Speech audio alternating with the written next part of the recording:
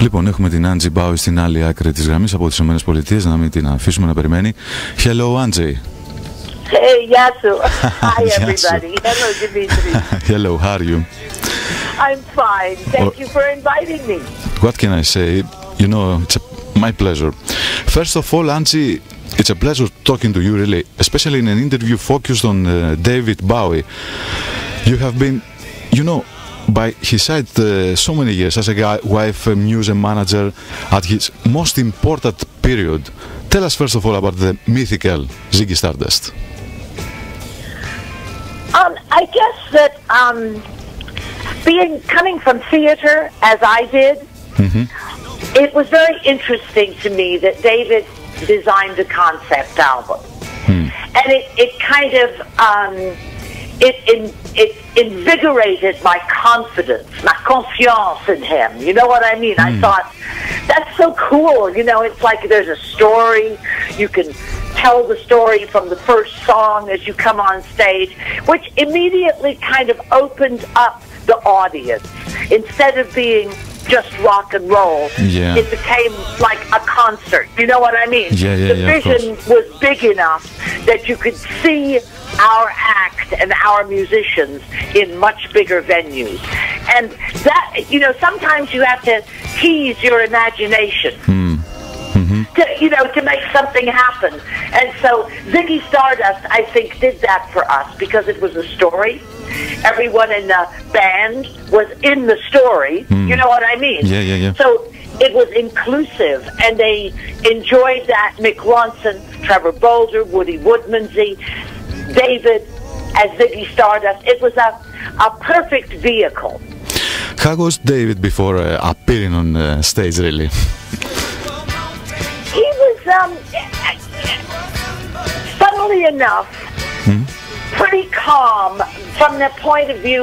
He was very well trained by Lindsay Kemp as a mime for theater and also as a dancer. And so before the show, he was really just, you know, he would take 10 minutes for himself, but really, I think he was, it was anticipation. He was very excited. He loves performing.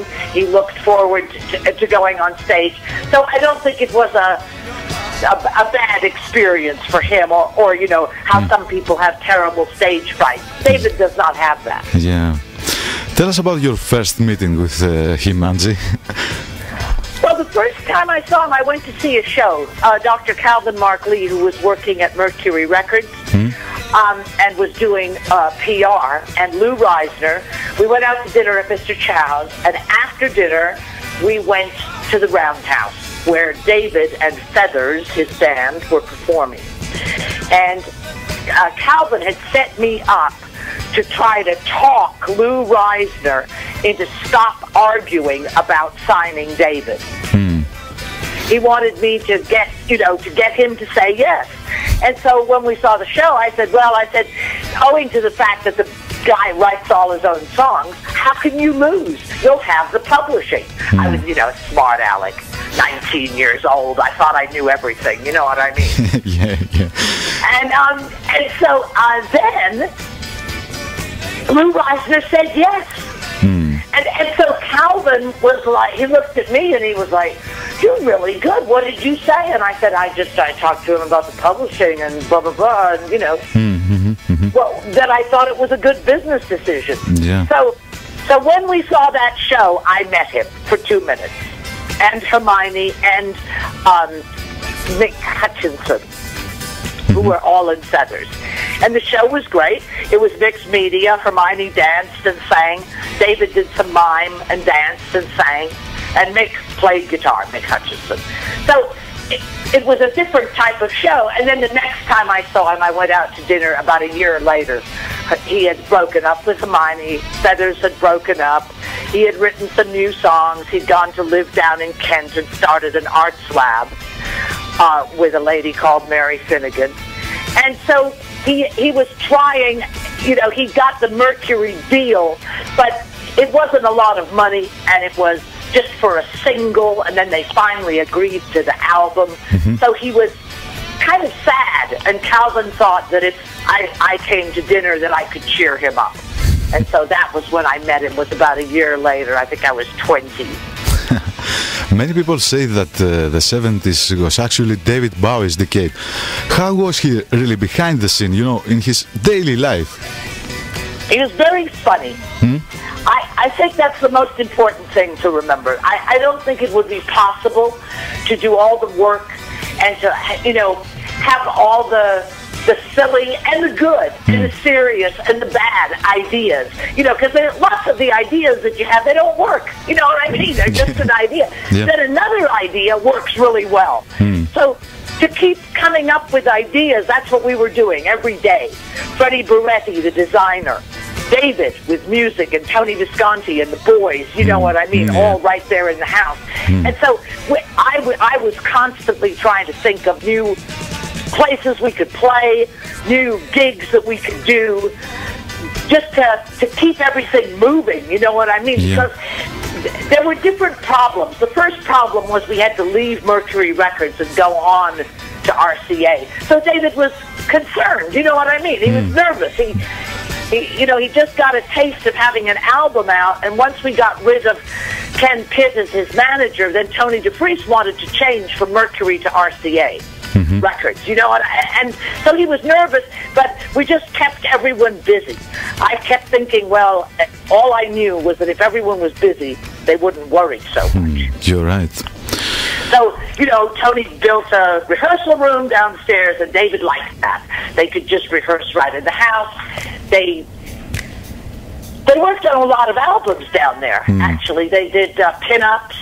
Yeah. Yeah, there were quite a few projects came out of that. And David's sense of humor, I think, is what saved the day, because he never got too nuts or too crazy. He was always very focused, telling jokes, you know. I'm sorry, go ahead.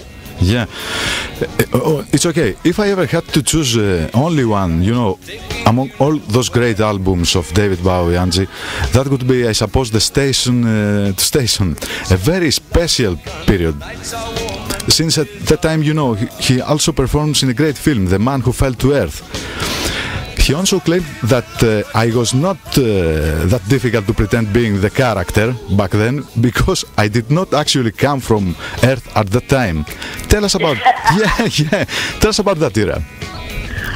Well, you know, as a youngster, I had written an essay about the light people.